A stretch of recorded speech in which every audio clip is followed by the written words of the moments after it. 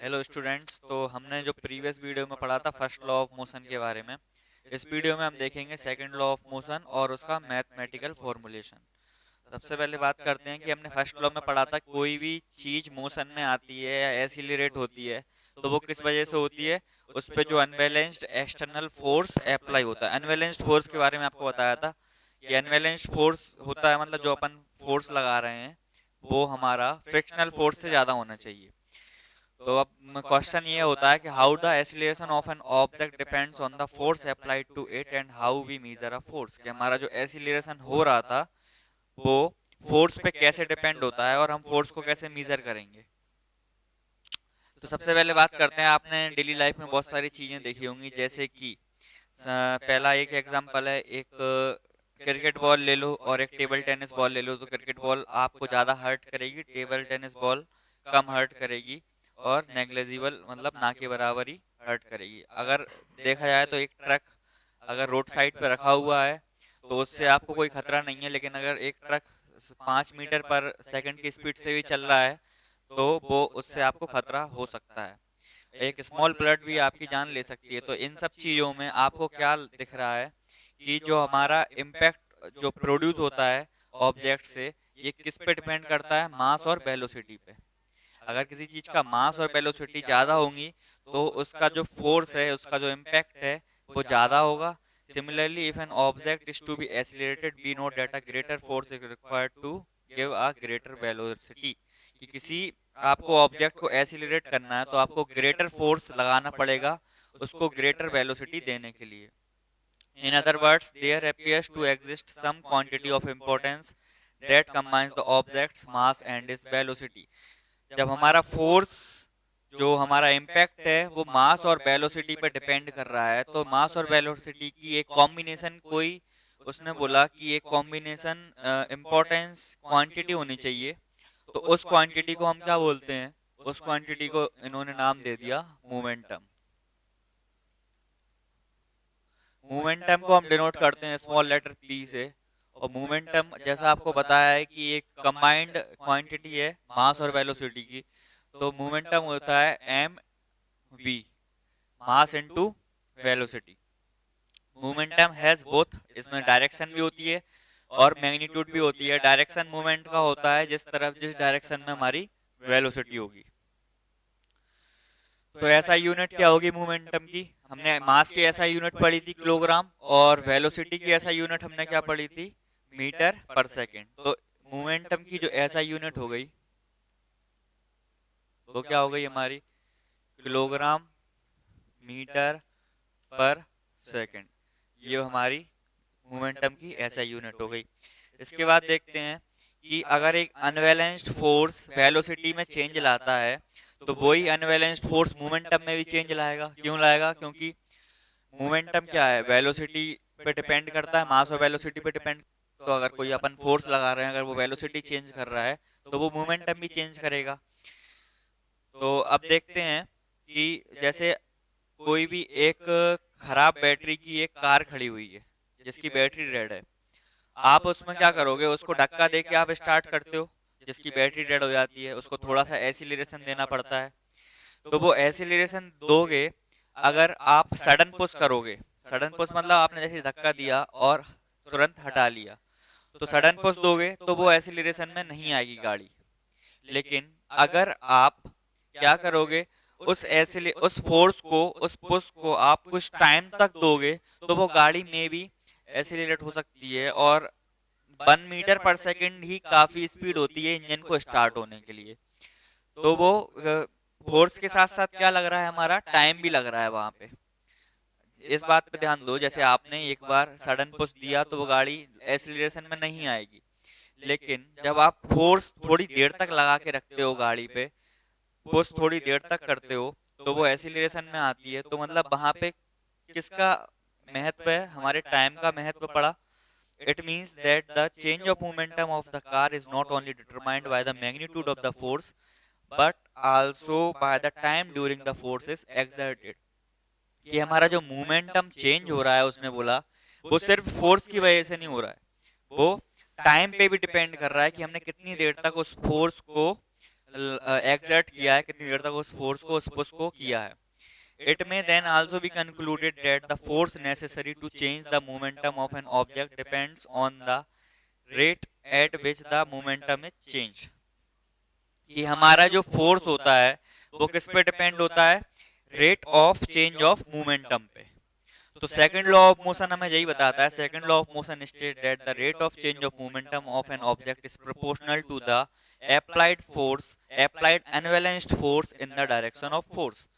कि second law of motion हमें क्या बता रहा है कि मोमेंटम जिस रेट से चेंज हो रहा है वो प्रोपोर्शनल किसके है? अप्लाइड फोर्स के। ये बात आप याद रखना कि सेकंड लॉ ऑफ मोशन बता रहा है कि जो हमारा मोमेंटम की रेट चेंज हो रही, रेट से आप मतलब लगा सकते हो कि momentum with respect to time. Rate कहीं भी लिखा आ जाए तो आपको नीचे टाइम से डिवाइड करना है। तो rate of change of momentum किसके डायरेक्टली प्रोपोर्शनल है? फोर्स के डायरेक्टली प्रोपोर्शनल है। तो अब हम करते हैं इसका mathematical formulation of second law. Mathematical formulation में मैं सबसे पहले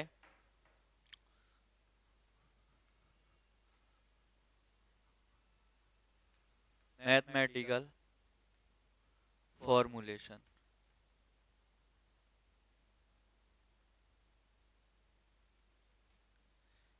मैथमेटिकल फॉर्मुलेशन में हम देखते हैं हमारे पास एक ऑब्जेक्ट है जिसका मास कितना है? स्मॉल m है। उसकी इनिशियल वेलोसिटी u है, फाइनल वेलोसिटी v है। वो टाइम ले रहा है t और t टाइम तक वो फोर्स लगा रहा है F। ये सब चीजें अपने पास हैं। तो उसका इनिशियल मोमेंटम क्या होगा और फाइनल मोमेंटम क्या होगा? मोमेंटम क्या होता है हमारा? p equal to M B. Initial value momentum ले लिया हमने p1, जो क्या होगा m, और इनिशियल वेलोसिटी कितनी थी? u। ये हमारा इनिशियल मोमेंटम हो गया। हमारा फाइनल मोमेंटम क्या होगा? p2। p2 तो मास इनटू वेलोसिटी, लेकिन फाइनल वेलोसिटी कितनी दी है हमें? u v। तो इनिशियल मोमेंटम, ये फाइनल मोमेंटम। अब हम बात करते हैं change in momentum. Change in momentum क्या होगा?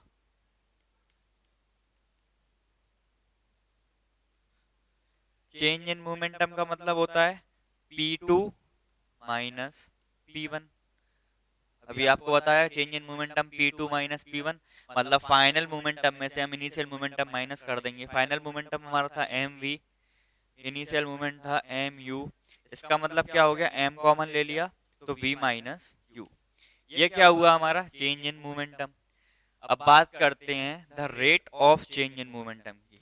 इसमें रेट और लगा दो।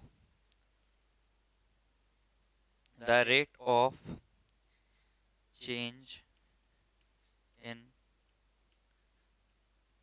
मोमेंटम। रेट लगा दी तो अभी हमने बताया था रेट का मतलब क्या होता है? टाइम के साथ साथ। तो इसको टाइम से डिवाइड कर देंगे, M V minus U upon T. और इसके पहले हमने आपको क्या डिफाइन किया कि सेकंड लॉ ऑफ मोशन जो होता है वो हमें क्या बताता है कि जो rate of change of momentum है वो किसके प्रोपोर्शनल है? फोर्स के प्रोपोर्शनल है। तो rate of change of momentum की जगह हम क्या लिख लेते हैं? इसकी जगह हम क्या लिख सकते हैं? फोर्स लिख सकते हैं। इसकी जगह हम फोर्स लिख सकते हैं। यहाँ पे ये प्रोपोर्शनल के साइन लगा लो आप, क्योंकि एक कांस्टेंट आता है। ये सब प्रोपोर्शनल है, ये डायरेक्टली प्रोपोर्शनल है, मतलब इन चीजों पे डिपेंड करेंगे। फोर्स किसके डायरेक्टली प्रोपोर्शनल हो गया? हमारा m। मोशन का चैप्टर थोड़ा रिवाइज करो आप तो आपको पता चलेगा v minus U upon T क्या होता है? चेंज इन वेलोसिटी होता है। और आप चेंज इन वेलोसिटी को क्या बोलते हो? एसिलरेशन बोलते हो। तो यहाँ पे एसिलरेशन का क्या आ गया? a आ गया। v minus U upon T का मतलब होता है एसिलरेशन a। अब प्रोपोर्शनल का साइन आप हटाते हो तो एक कांस्टेंट आता है, फोर्स इक्वल्स टू के। के अपना कांस्टेंट है, m और a। हमको पता है मास की जो यूनिट होती है वो क्या होती है? किलोग्राम। एसिलरेशन की यूनिट क्या होती है? मीटर पर सेकंड स्क्वायर। तो हमें अगर k की यूनिट निकालनी हो, k की वैल्यू अगर 1 लेनी हो, तो फोर्स की यूनिट क्या रखेंगे हम? यूनिट ऑफ फोर्स क्या होगी? तो 1 यूनिट ऑफ फोर्स अगर आना चाहिए, 1 यूनिट ऑफ फोर्स देखें 1 यूनिट ऑफ फोर्स की बात करें तो के, और मास कितना लेंगे हम, 1 किलोग्राम लेंगे, और एक्सीलरेशन कितना लेंगे, 1 मीटर पर सेकंड स्क्वायर। तो यहाँ से के की वैल्यू कितनी आ जाएगी हमारी, के की वैल्यू 1 हो जाएगी।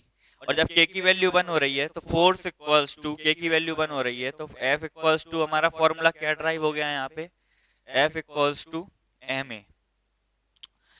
तो F equals to M A, ये क्या हो गया, हमारा फोर्स का फॉर्मूला ड्राइव हो गया। फोर्स किस पे डिपेंड कर रहा है, मास और एक्सीलरेशन पे। मास की यूनिट पता है किलोग्राम, एक्सीलरेशन की यूनिट पता है मीटर पर सेकंड स्क्वायर। तो फोर्स की जो यूनिट हो जाएगी वो किलोग्राम मीटर पर सेकंड स्क्वायर हो जाएगी, या फिर फोर्स की यूनिट, ऐसा यूनिट को क्या बोल सकते हो आप, न्यूटन भी बोल सकते हो। किससे डिनोट करते हैं, कैपिटल लेटर एन से। The second law of motion gives us a method to measure the force acting on an object as a product of its mass and acceleration। तो सेकंड लॉ ऑफ मोशन क्या बताता है कि जो force होता है वो प्रोडक्ट होता है मास और एक्सीलरेशन का। मूवमेंट क्या बताया, मोमेंटम क्या बताया था, मास और वेलोसिटी का एक्सीलरेशन होता है। तो अब सेकंड लॉ ऑफ मोशन से जुड़े हुए कुछ एग्जांपल्स देखते हैं। आपने देखा होगा जो क्रिकेटर होता है, क्रिकेटर क्या करता है, जब कैच लेता है तो अपने हाथों को पीछे की तरफ ले जाता है। क्यों ले जाता है, क्योंकि वहां पे टाइम बढ़ जाए। टाइम बढ़ जाएगा तो क्या होगा, जो वेलोसिटी थी, फाइनल वेलोसिटी थी, वो डिक्रीज कितनी हो जाएगी, 0 हो जाएगी। अगर देखो यहाँ से, ये हमारा फॉर्मूला बना था यहाँ पे, ये कि जब क्या होगा, जब टाइम ज्यादा लगेगा, नीचे वाली वैल्यू ज्यादा होगी, तो ये ओवरऑल वैल्यू आप डिवाइड करोगे तो कितनी आएगी, ओवरऑल वैल्यू कम आएगी। तो जो हमारा मोमेंटम है वो कम होगा, मोमेंटम कम होगा तो फोर्स कम लगेगा। Rate of change of momentum अगर कम होता है तो फोर्स कम लगता है कि नहीं, क्योंकि rate of change of momentum ही तो फोर्स होता है। तो क्या होगा, उसका जो टाइम वो अपना कैच लेने में बढ़ा रहा है, तो यहाँ से ये टाइम जब नीचे वाली वैल्यू डिनोमिनेटर बढ़ता है तो पूरा जो फ्रैक्शन होता है उसकी वैल्यू कैसी आती है, स्मॉल आती है। और अगर वो पीछे हाथ नहीं करेगा, एकदम से कैच लेगा, मतलब टाइम कम लगेगा वेलोसिटी को डिक्रीज होने में, 0 तक आने में। तो टाइम जब कम लगेगा तो जो फोर्स होगा वो ज्यादा हो जाएगा। तो ये इसका एक एग्जाम्पल है। अब लास्ट चीज और देख लेते हैं कि जो फर्स्ट लॉ ऑफ मोशन होता है वो भी सेकंड लॉ ऑफ मोशन से मैथमेटिकल ड्राइव हो सकता है। वो कैसे हो सकता है ये देखना है।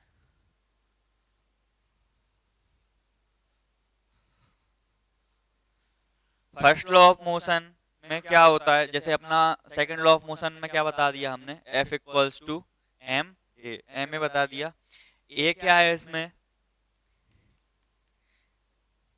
v minus U upon T, change in change in rate of velocity.